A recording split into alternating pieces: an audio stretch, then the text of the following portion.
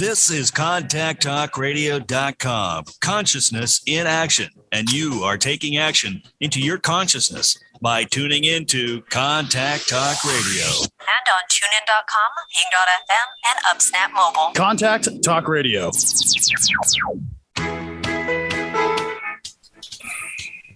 Welcome to Life Mastery with Todd Allen, the talk radio show that dives into the science of higher consciousness. Join Todd and his guests weekly at 10 a.m. Pacific Time and learn how to live a peaceful life with intentional mastery. Enjoy a survey of inspiring topics such as abundance, intention, health, manifestation, love, and transformation. It's all right here, leading authors, speakers, coaches, entrepreneurs with stories and messages to support your well-being, let alone your most evocative dreams. Hey, it's another groovy day, and you know why? Because it's Life Mastery Radio Day. But there's another really good reason. It's because when I got up this morning, I decided before my feet hit the ground, it was going to be a groovy day. That's the way I start my day, and that's the way the day goes. Something else might come up, but I always think back and think to myself, I started out with a groovy day. I can turn this around. And we're going to be talking about that today with our guest. But before we get started,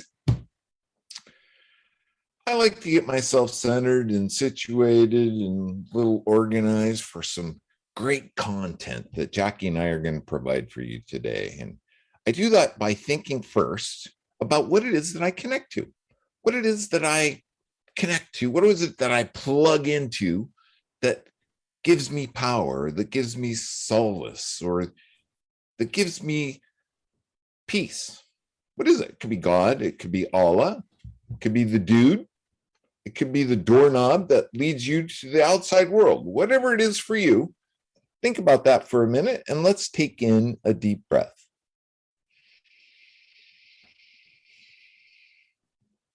Focus on that power source and let that breath out with a big ah. Just let your essence flow up through your heart center, throat chakra, and right out of your speaker box, out into the universe. Ah.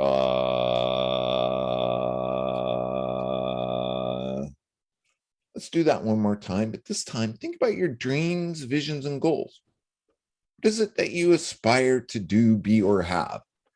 We're getting close to a new year, so you might even think about what you want to bring into your life, your world, next year. Think about those things. Let's take in a deep breath. Focus on those dreams, visions, and goals, and then just let out another big ah. Let those dreams and visions and goals up through your heart center, throat chakra, out of your speaker box, out into the universe. And here's the really cool part. Allow the universe to make those come true for you, because that's how it works. Allow the universe to provide you with that opportunity. Now, the second part of that is you got to have your head up. You got to be bright and cheery, tail out from between your legs like a little puppy dog, and ready to accept those opportunities because they're coming your way if you do it that way. That's the way it works. Hi, Jackie. How are you today, my friend? Hello. I am well. How are you? You had an exciting weekend. I did. My middle daughter got married. Da, da, da, da. Congratulations. It's very cool. I have 3 of them, and this is my middle one. And she has been with the same guy. She's just been a serial monogamist her entire life. I said that to her, and she's like, what does that even mean? I said, well, think about it. I mean, that's since middle school. They've been together. Wow. I know. So they know each other really well. That's totally. I think when she was, and she talked about this a little bit, but when she was in, I think, a freshman, he gave her a pillow with his picture on it. So we were reflecting on that memory. And of course, the seating arrangement put me right next to Kate, her mom. And her mom makes the comment under her breath to me, yeah, I walked into Chloe's room a couple of times and it scared me. But I remember that pillow because she would bring it to my house with her. And I let it go. I don't know. I kind of had it was kind of different. Let's put it that way. And I wasn't too sure about it, but I just let it go, and it turned out, look, I mean, they're forever happy. Yeah, now he's your son-in-law. Yeah, he's been around so much. I don't know it any different, really. I mean, it's kind of cool. So that was my weekend. It was pretty cool, and we had a blast. It was a beautiful wedding, and you could just see great joy in her heart. Yeah, that's great. Those are special days when your children finally make that leap into their own lives, and it's neat. Congratulations. Pretty cool stuff. How's things going at the Speak Feed Lead project? It's going. It's kind of clipping along a little slow. I've talked to other people who provide classes for youth as well, and we have similar stories that it's a little bit challenging right now. At least I know it's not me. At least I know I don't have bad breath or something. Right. Especially on Zoom, that would be really bad. That would be really bad. Yeah. So we're just being patient. I'm feeling like things are going to settle down a little bit once kids get back into a normal routine with school, maybe even after the holidays, and they'll be a little more relaxed and feel like they can add a little bit more to their plates. So we'll see. We'll just be patient till then. Cool.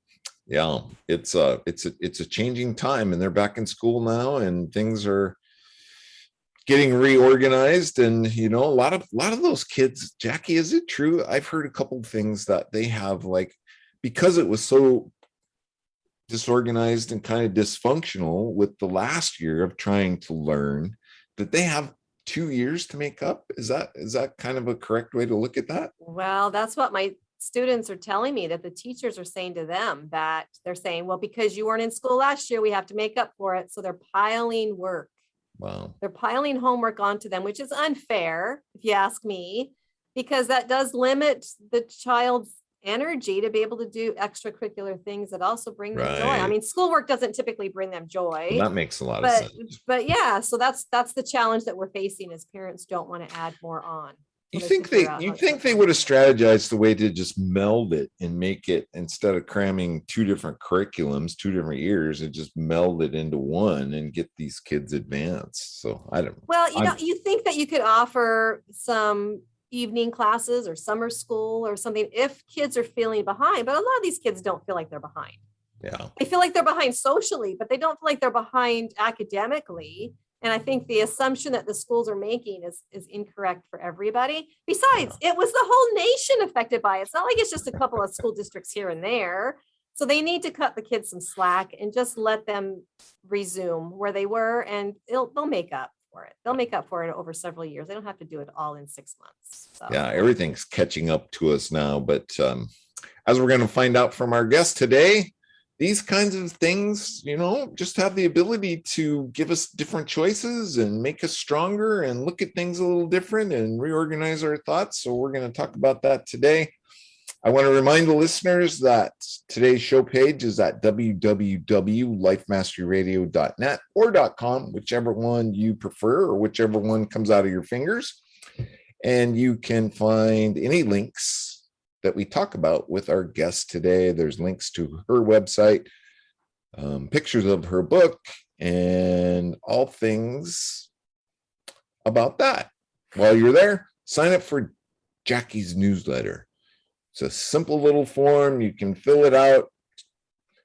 Just give us your email. That's all we use that email for. That newsletter goes out once a week. It talks about who's been on the show, who's coming on the show. And of course, Jackie always writes a blog post about the show that we just did. And it has great insight, and it will entice you to actually, if you missed a show, to go back and listen to that show. We have yeah, I hope so. And by the way, it's not my newsletter. It's our newsletter. But you do all of the work. So I do some of the work on that. Yeah, just for you. For all of our listeners, so that they know what's coming up. It's nice to know who's coming on. And she's getting very popular in the blog world, because if you Google Jackie's blogs, they just come right up. So it's pretty cool. Anything I missed? Both Jackie and I's book are there. You can follow the links. Here's mine: 6 Keys to Life Mastery. And there's Jackie, self-centered leadership. I think, Nahla, do you have a copy of your book? I do. Cue for Nahla to hold up her book while I introduce her. There it is, Untamable. Nice. Our guest today is Dr. Nahla Bou-Diab. Did I say that right? Diab? Yes, you did. Bou-Diab. Nahla is considered an expert in building organizational resilience. She has earned her doctorate degree from the University of Liverpool for her research on spirituality. There's a reason that she's on the show today. Spirituality in the organization, which was recognized as an important contribution to both scholarly and practitioner knowledge. She is the head of Women Empowerment for the World Union of Arab Bankers. And in that capacity, Nahla broke new grounds by launching the first charter for gender diversity in the Arab world. That's a big deal. The charter was approved and formalized by WUAB Board of Directors and has been featured by OECD in their June 2020 publication. Nahla has been featured in the media on multiple occasions to share her experience on organizations, gender diversity, and managing change. And her book, we'll cue her up to hold it up again, Untamable. Claim your power, live fearlessly, and become unstoppable. Nahla, welcome to the show today. How are you, my friend? Thank you. I'm well, thank you. Thank you so much for having me on your show. It's an honor.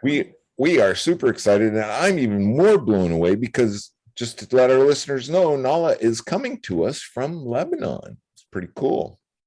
We have that's our global reach, right, Jackie? That's right. I think that's the furthest away we've ever had as a guest. Possible. We've had some guests from the United Kingdom, but I don't know that we've had anyone from the Arab countries. So that's pretty cool. Yeah. So Nahla, you wrote this book. You didn't intend on writing it for the world, but it is slowly catching up and becoming a global book. You have some news about its republication, but tell us why you wrote it. I wrote it for my two sons, simply.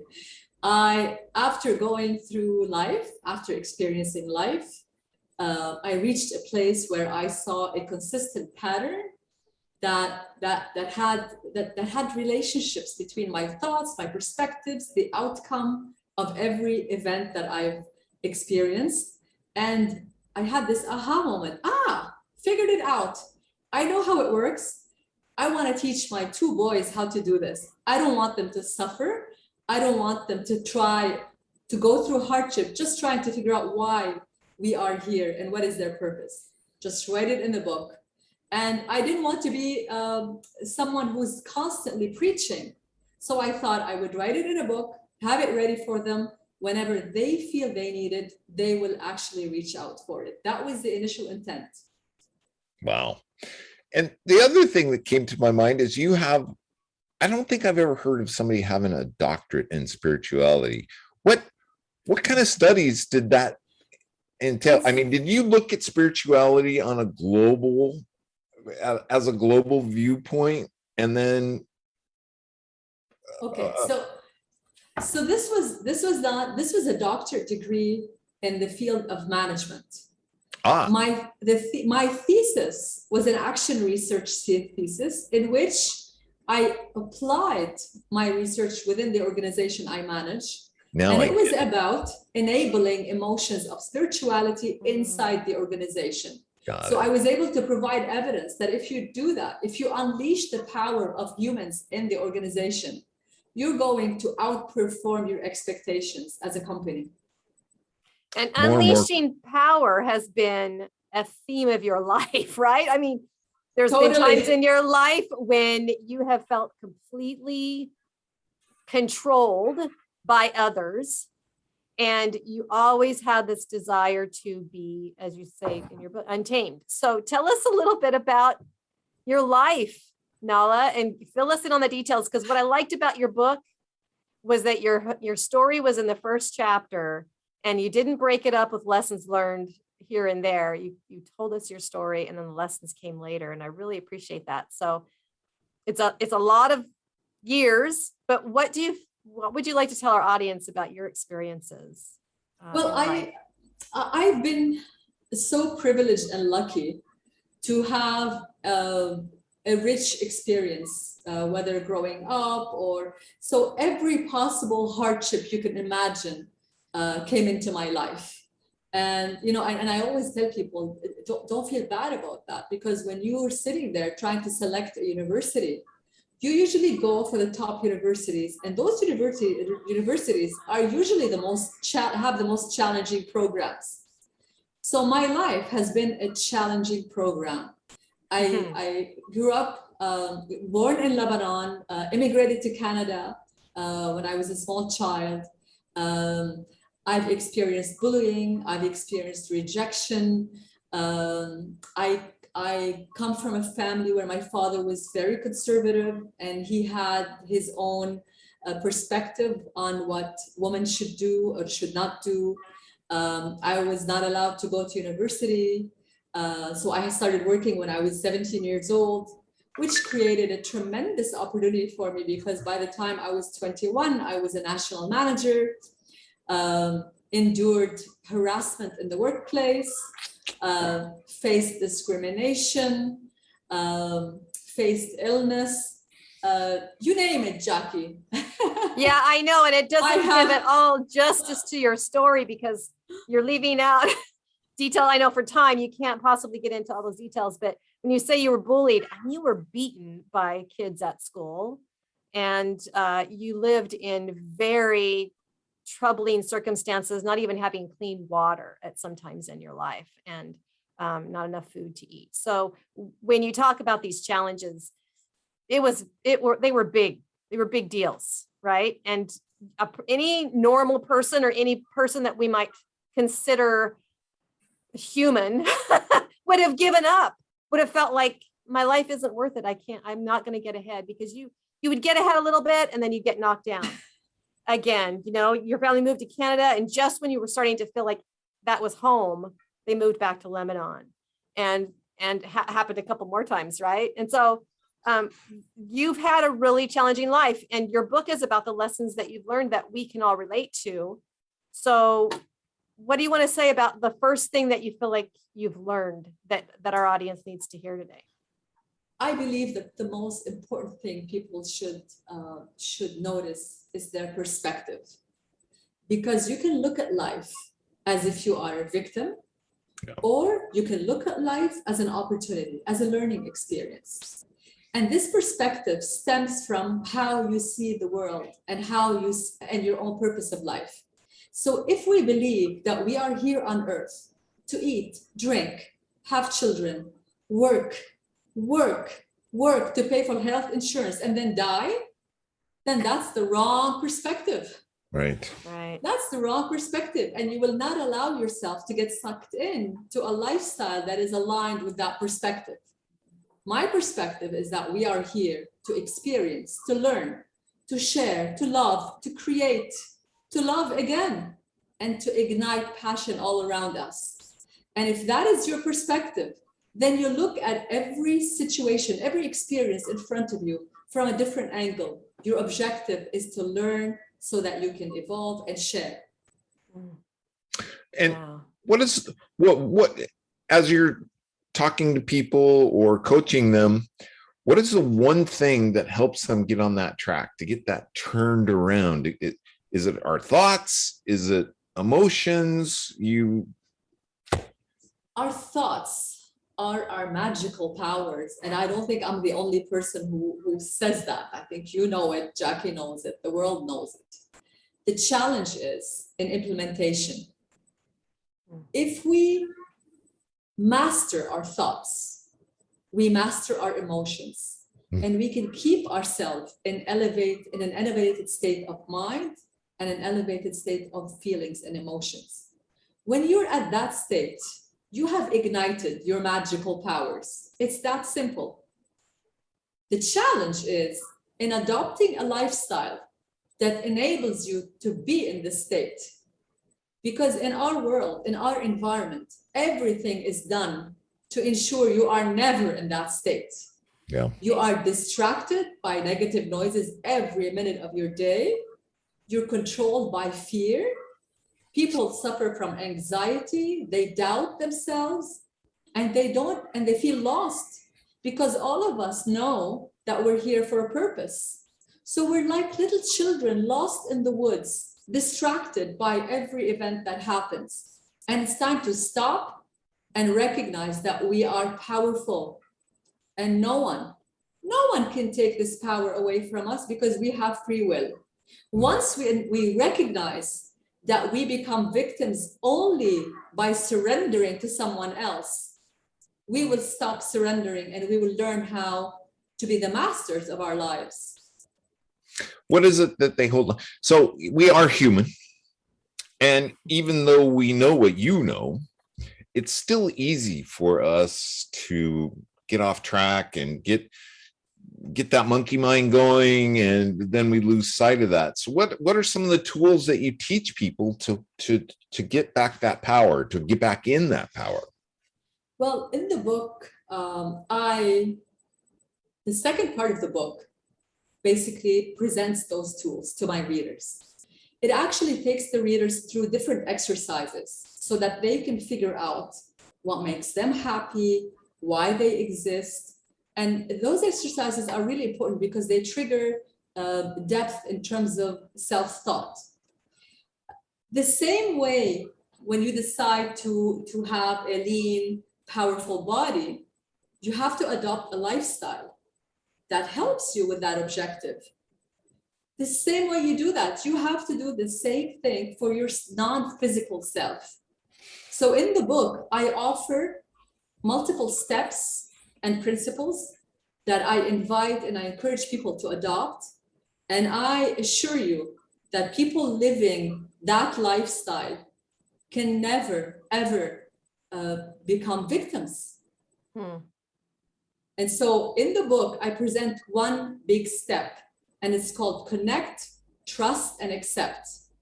And it stems from the recognition that we are not here alone, and we come from a source.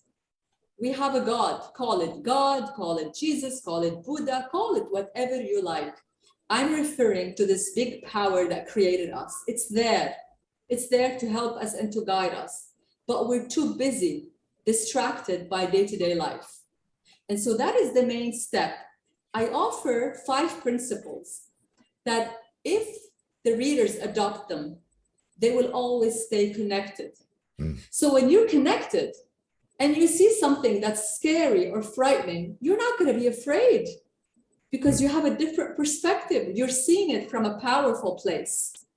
And this is where people need to be, because this is why they're here. It's time to break out of this jail that we created for ourselves. In between our ears. We did it.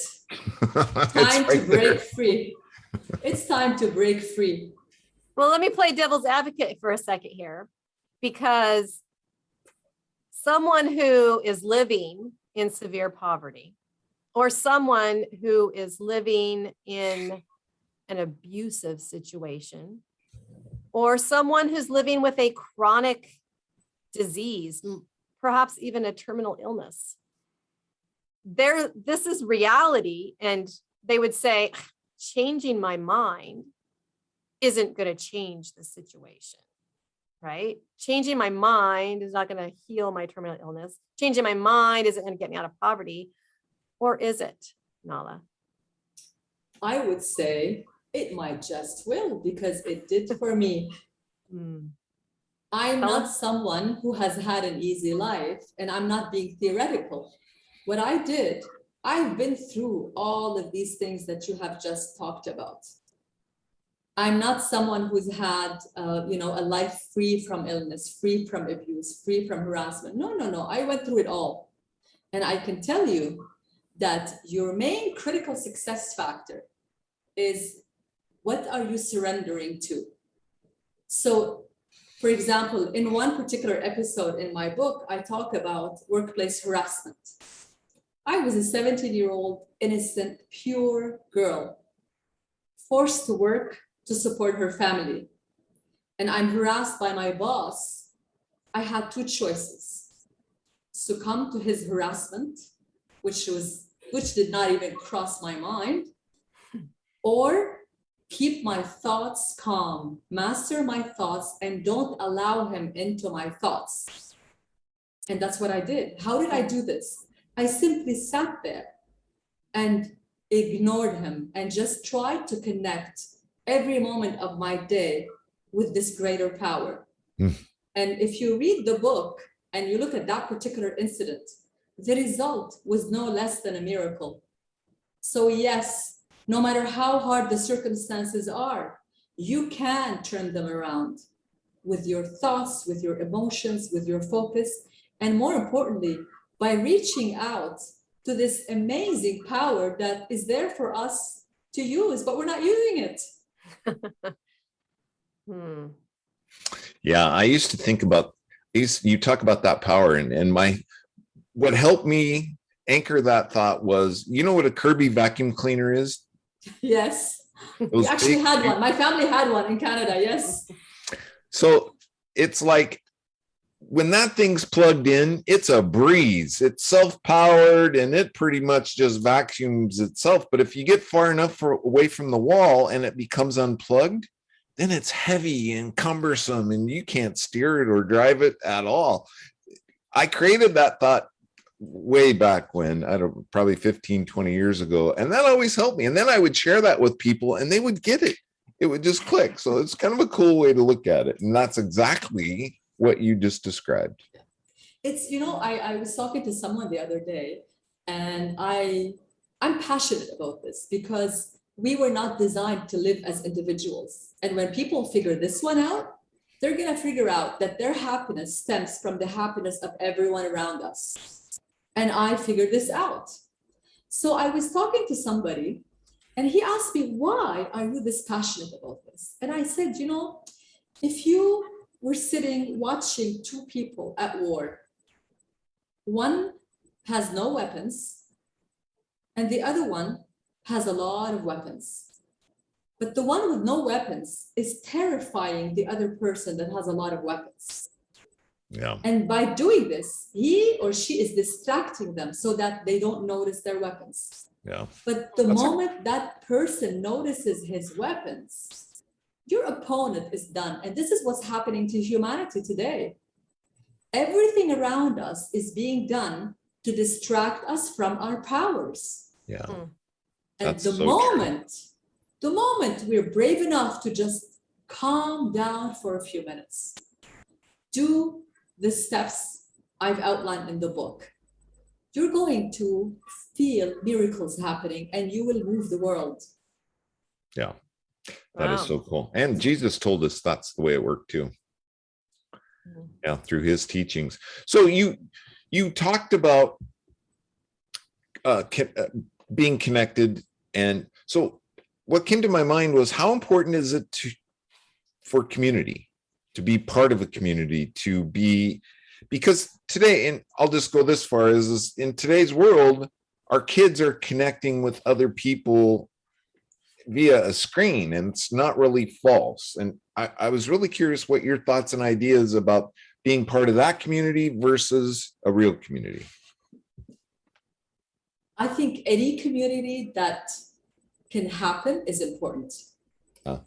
If you don't have the luxury of having a face-to-face community, then a Zoom community is fine. And no community is dangerous. Yeah. Because although you and I can't see ourselves physically, but I can hear your voice. I can see your eyes through Zoom. And so I'm able to connect. What's really key with the community connection is that you need to be well connected and strong before you connect with others. Otherwise, you are going to contaminate people with your virus. Be false. That's what you're talking about, right? You're just being a false object that portrays whatever it is that you want to be false about, I guess is what you'd say. and if you can't add value to the community, then don't connect. Yeah. Mm. Interesting. Well, that brings up a thought that I had too, is as you're talking about being and having present awareness, I think that's one of the terms you use in your book, during those most challenging times, and we can control our emotions and we can control the perspective that we have of this particular situation. However, I want to ask you, Nahla, is it possible that there's certain things that are ingrained in us, and that as you yourself have become a manager and you've been responsible for employees, do you find that even though you are able to master some of those things at the time, that sometimes old habits come back and it's hard sometimes to resist treating people a certain way because it's still part of the way you were treated? Do you understand what I'm asking? Yeah, I love that question because I wanted to talk about that and I didn't know how to get there. So thank you. See, the universe just guided you in that direction. So there's a lot of authors that have provided evidence that 95% of our behavior is triggered by our subconscious, and only 5% is triggered by our consciousness. That means exactly what you just said. There's a program in our subconscious that gets turned on and we're no longer aware of our behavior. However, when we say calm your thoughts, that's just the first step. Calming your thoughts is going to lead you to become aware of your thoughts, aware of yourself, aware of your behavior. And you will be powerful from what perspective? If I am aware of my thoughts and I see myself becoming rude when I see a specific human being, I'm not gonna simply flow with this programming. I'm gonna stop and I'm gonna wonder, why am I being rude? And the moment I ask myself why, I've just stopped the subconscious programming. And there are tools and techniques when you overcome all this. I love the way Dr. Joe Dispenza talks about this. And he teaches people how to rewire their brains. So he teaches people how to erase the old programming, get past it, and instill new positive programming. And that's really important.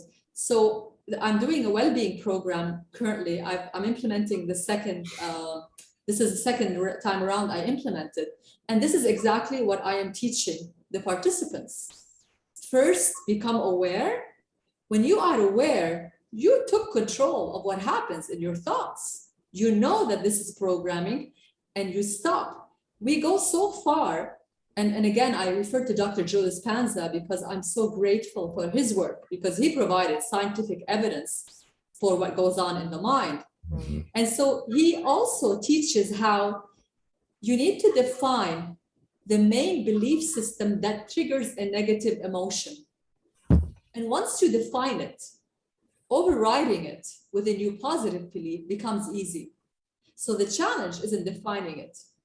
You need your thoughts to define it. You need to be aware. You need to be living the present moment to define it. And all of these things are tools to help us really ignite our power. And you would be shocked at how easily this can be achieved. I was shocked. I spent 45 years of my life living in a reactive mode, Nahla, and I can tell you, I knew exactly where I was and exactly what I was doing when I came to the realization, and this is very powerful, it's empowering. When I came to the realization that I could choose my thoughts. I remember it as vivid as I remembered just a couple of minutes ago. And it was like this, it was amazing. I can't even begin to describe that feeling that occurred in me and in my mind when I turned those off. It was, so I guess my point is that's a very powerful, very empowering process that everybody can do. Absolutely. those are functionalities that are innate to us. But because we're not using them, They're switched off. They're switched off. It's time to switch them back on. You know, when I see something negative, you know, my emotion, I see you and you're not scaring me. Negative energies cannot sustain their existence too long. Their only chance of sustaining themselves is by getting into your head. Yeah. It's the only way they can live. So if you can just hold on when you see something negative, when you see something scary, just calm down, don't react. You will be able to overcome any negative situation you face. That's a challenge for me. That's the area where I have the hardest time changing my mindset, is when I start to fear or worry about something. And it's hard to get, because it's like an emotion that's coming from my heart. And I have to try to quiet not only my mind, but physically breathe differently to change that. And that's, you know, something that Dr. Dispenza does as well, is that part of his teaching is to get us completely in alignment with our vibrations, right? And that he actually preaches that we can heal illnesses in our body when we bring everything into vibrational alignment, right? So it is, I think you're right, Nahla, that we have so much more power than that we even acknowledge or understand. And the world, I think you said in our pre-show, is starting to wake up. It's time to wake up. Totally. And for people to start realizing that, I mean, we've lived through this pandemic so long, it's almost become normal. I mean, people are walking around the streets everywhere with masks. I don't know what it's like in Lebanon, but we're pretty strict here in the state of Washington, USA. And I think, gosh, I'm getting really tired of this. When is this going to end? And I think the only way it's going to end is when people themselves get over the fear and they realize this is not happiness. This is not bringing me happiness to live in this fear and worry all the time. And I need to just move forward with a positive life. And I think that's when the pandemic is going to end. It's not going to be because of a vaccine. It's going to be because people's minds are going to change, right? I agree. Actually, in Lebanon, the will for life and for enjoyment of life is far greater than the fear of the illness. And so you see it, you know, within the people you see how they're living. So I totally agree with you. I want to say something, Jackie, that I believe is really important. It's much harder to clean up the negativity after you've allowed it in than to prevent it from going in. And so in my book, my real purpose is to help people be fit emotionally, so that they don't allow these things in, because it's much more difficult to clean it up after you've allowed it in. It's just like your house. It's easier for you to keep the door closed, be very selective of who comes into your house, than to allow an army of corrupt people into your house and then try to kick them out. It's exactly the same. Right. Be selective. Yeah. Practice a lifestyle that keeps your thoughts in control. This way, nothing will go in. But we are human. I mean, we need to acknowledge that we are human, and those things are going to sneak in. I mean, but no, maybe we could preface with the thought that it is a practice, right? Totally. It is, and the more that we practice, the easier, just like riding a bicycle, the easier it gets, and the more natural it becomes. And you know what, I want to say something here. I go through times when I feel negativity creeping up. I'm a human being. All of us do. However, if you practice a certain lifestyle, your recovery is much faster. So you're able to kick it out much quicker. It doesn't bring you down. It doesn't take you into depression for months and months, you know? So yes, we will be tested every minute of the day, but we have to, again, it's like faith. Is it faith, Nahla? Is that what it is? Is it faith? Well, you know, I have to tell you, one key element that gave me strength is my belief that there is a higher power watching out for me, energizing me, caring for me, and watching how I will experience life and how I will behave. Yep. In my mind, this notion, it gave me so much power. I loved God so much that I always wanted to be worthy. I wanted to show that no matter how hard things got, my faith, my belief in this power helped me, gave me strength. Yeah. But in my book, I stayed away from faith because the one thing I don't want to do is I don't want to separate people. People have different ways of believing in their God, and this is not where I want to go. Yeah. So whoever you believe in, whatever you believe in, use this power to energize you, to give you the strength to go on. And certainly, Nahla, even and despite the challenges that you've had in life, you had certain dreams when you were young.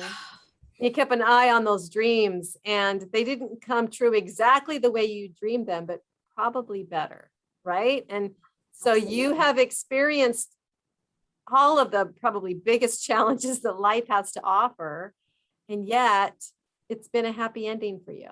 Tell us a little bit more about your happy ending. And you know what? I think it was a lot of happy endings, because with every challenging event, there was a happy ending. So it's not one happy ending at the end. There's a happy ending in every episode, as you will see in my book. Every little story ended very positively. I think dreaming is one of our innate functionalities. We must dream. We are here to dream. We need to dream.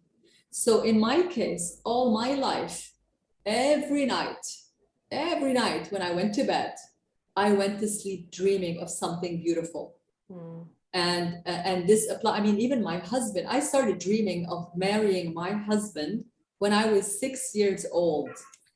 And I had no idea what marrying someone would be, but I dreamed of being loved by this person.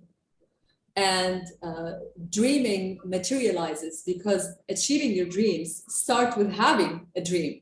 So I really encourage this, and dreaming is really therapeutic as you're going through challenges, as you're going through pain, as you're going through suffering. It really helps you heal and wake up the next day with the energy to go through the day. And you met your husband when you were quite young, right? And then, well, my husband, my husband's family and my family were best friends before I was born, and so yes, we knew them ever since I was a child. But then we traveled to Canada when I was 8 years old. But still, the energy of this guy stayed in my heart.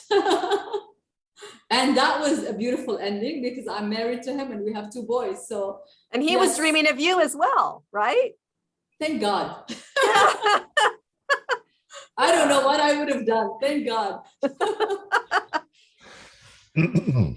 You know, there's something, Jackie teaches it to little kids, and it's something you talk about in your book, but maybe you can carry on with it a little bit more, and that is finding and expressing our voice. How important is that, and what are your thoughts and ideas behind that?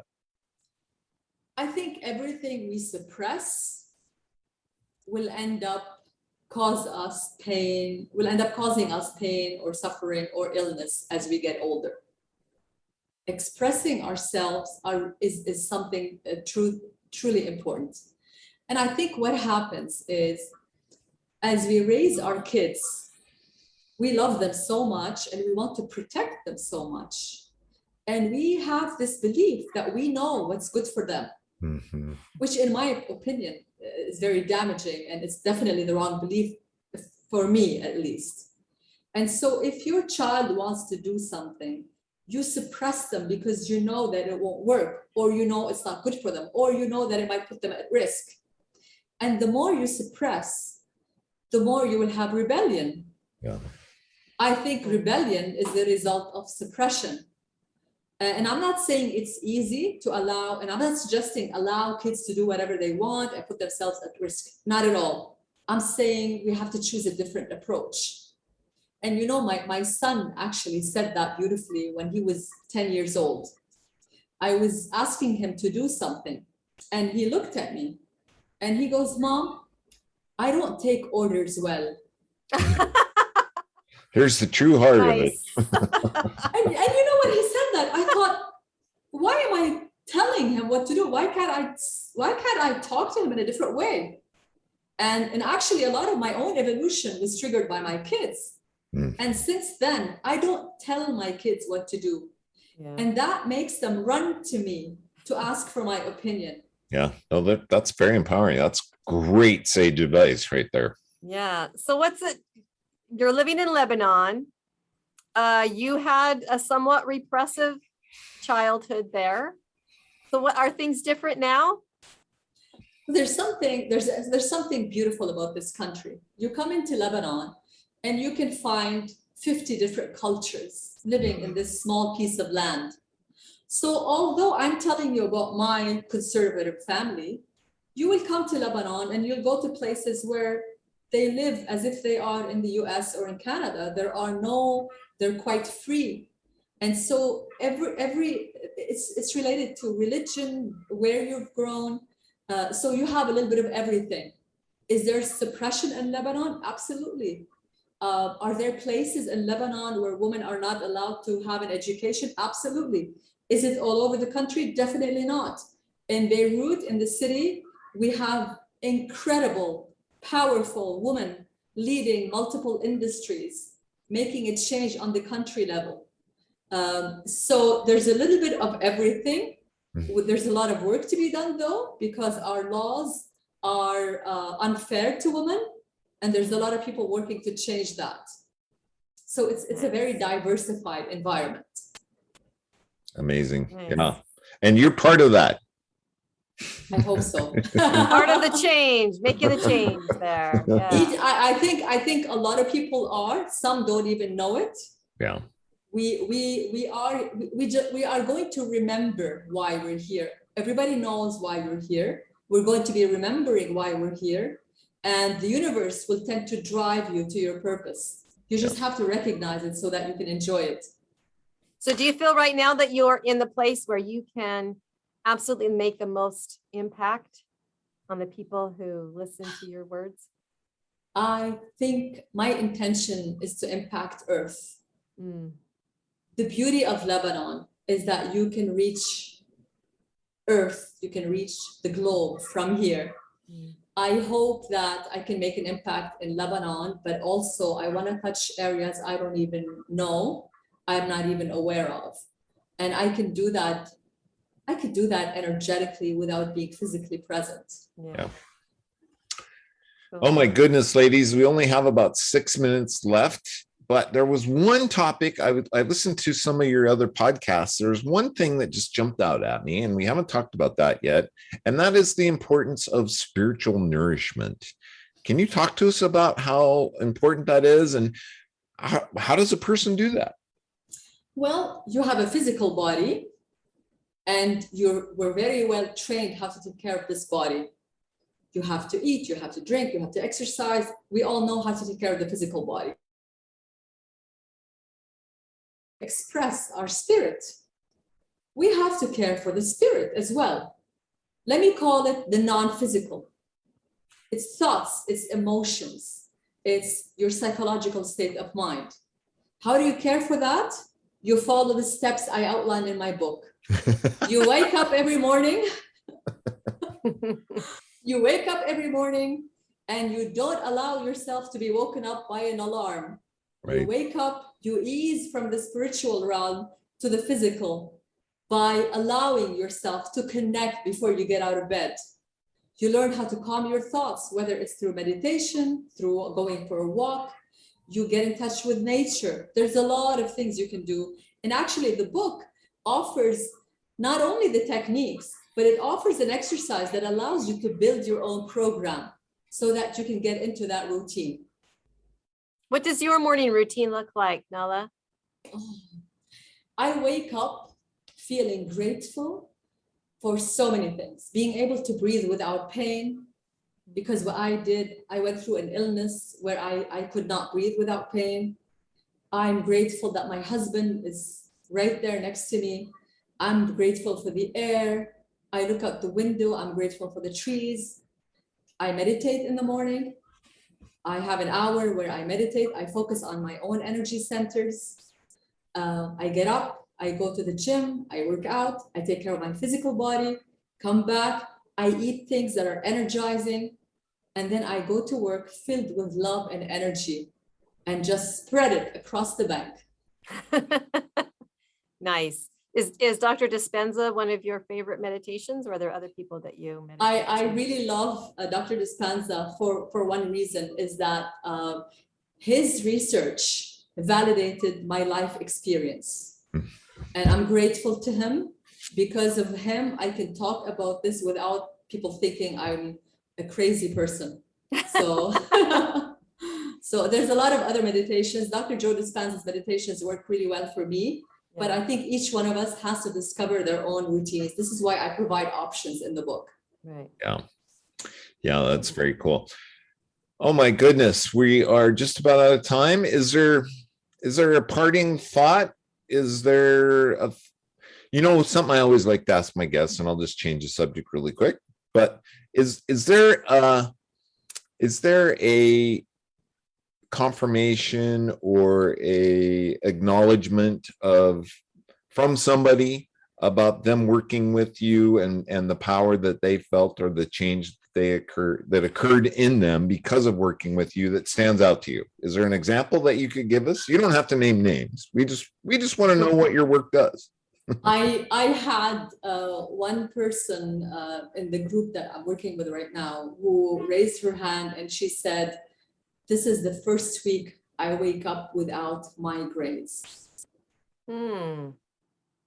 So yes, there's a lot more powerful things that, but I mean, this person really touched me because she was referring to physical pain.